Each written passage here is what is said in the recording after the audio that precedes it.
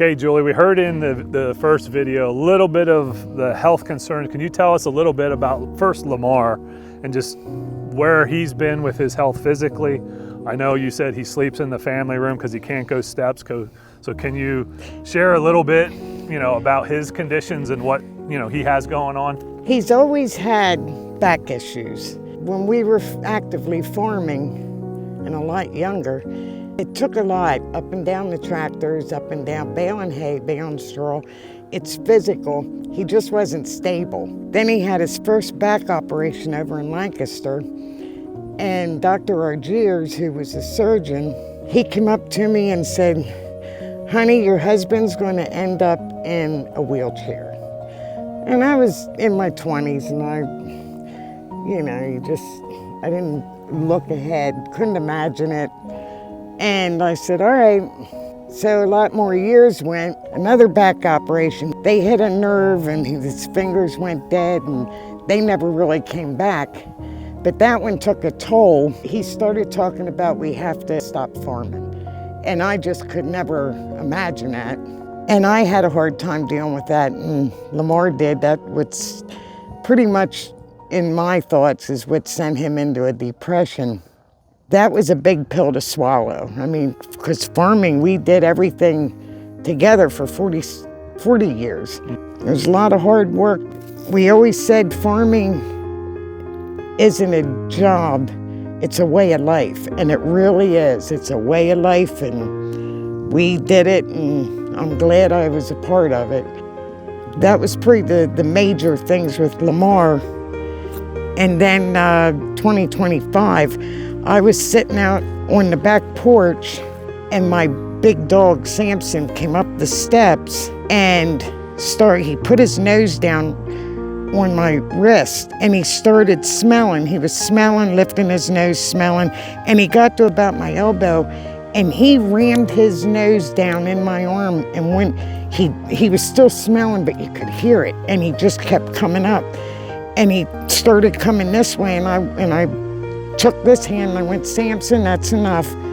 Because I was thinking, all right, I'm trying to figure out what food I was around, because he loves to eat. And I went in the house, I didn't say anything to anyone, and I felt a lump, and it was a big lump. And I went in, after night fell, I went in the family room and I said to Lamar, "Turn off the TV, I have to talk to you and Caleb." And he did. And he said, "What's going on?" And I said, "Two things. I don't want drama, and I don't want pity.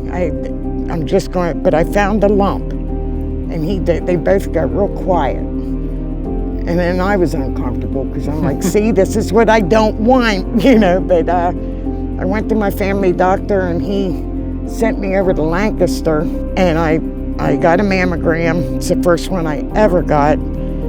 And they took me from there into this little room, and the doctor came in and sat right inside the door, and he put his hand on my leg and he said, "Julie, I'm sorry to say, but you have cancer." And I remember just looking at him, and I went, "Okay." And I immediately turned my head and was looking out the window, and I'm like, "Lord, you need to deal with this, because I have no clue about any of it. Don't know what I'm going to do, so you take the wheel on this one." And the doctor said, "Pardon me?" And I looked at him, I said, "I'm talking to God." And he said, "Well, he's above me." I said, "He's way above you, that's why I'm talking to him." And but I remember driving home saying, "You know what, Lord, I don't know what journey you're taking me on, but I don't know why you're allowing this to happen. Give me the strength and the wisdom to just take one step at a time and get through it. And use this to encourage other people, to make other people smile." And I just didn't want, I took care of 4 people that I loved in my life that had cancer. They all passed away. And one of them was my cousin, and she had 2 boys. Because in 7th and 8th grade when she died, I had to be the one to go up to the school, call them out, and tell them. And that's hard. I mean, it's hard no matter how old you are. Really praying that if this is how it's going to be, somehow keep them, I don't want them to go through this again. So what's your treatment now for? I'm done with all treatments. I didn't have to take chemo, which that was a blessing. Did the radiation a lot. I was burnt real bad on my right side. I had a wound that wouldn't heal. I mean, it's nothing compared to what our people were going through. I was so thankful that I didn't have to take chemo. I was just so thankful for that. Plus, my church really, I mean, the people that rallied around me during this time, I was in awe. I was amazed. I didn't have to cook. Meals kept coming, and I was really happy about that. I mean, everything's good. I really have no complaints. But don't get me wrong, I will complain. I just don't have anything. I'll think of something. I'm one that's like, as soon as I was healed, I'm like, well, I'm better. Nothing else. But boy, I was wrong. I was so wrong. Mental battle. Yeah. Yep. And now it's, you know, I think, why can't I do that? I did this before. I mean, me getting a straw bale out of the barn is like, that's a whole another world out there. I'm rolling around and I'm like, why can't I pick this up?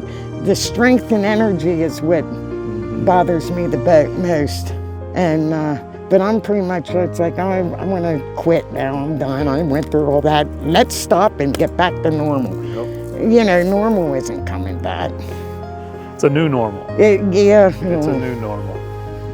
Well, thank you for sharing your story. Like I said, we heard a little bit in the first video, but I wanted to get a little bit more in depth of just everything, you know, that you've been through, both you and Lamar, and you've, you know, because I get different questions from different people and I didn't have a way to answer, so I thought I'll come right to the horse's mouth and I'll get it right from you. So thank you for sharing your heart.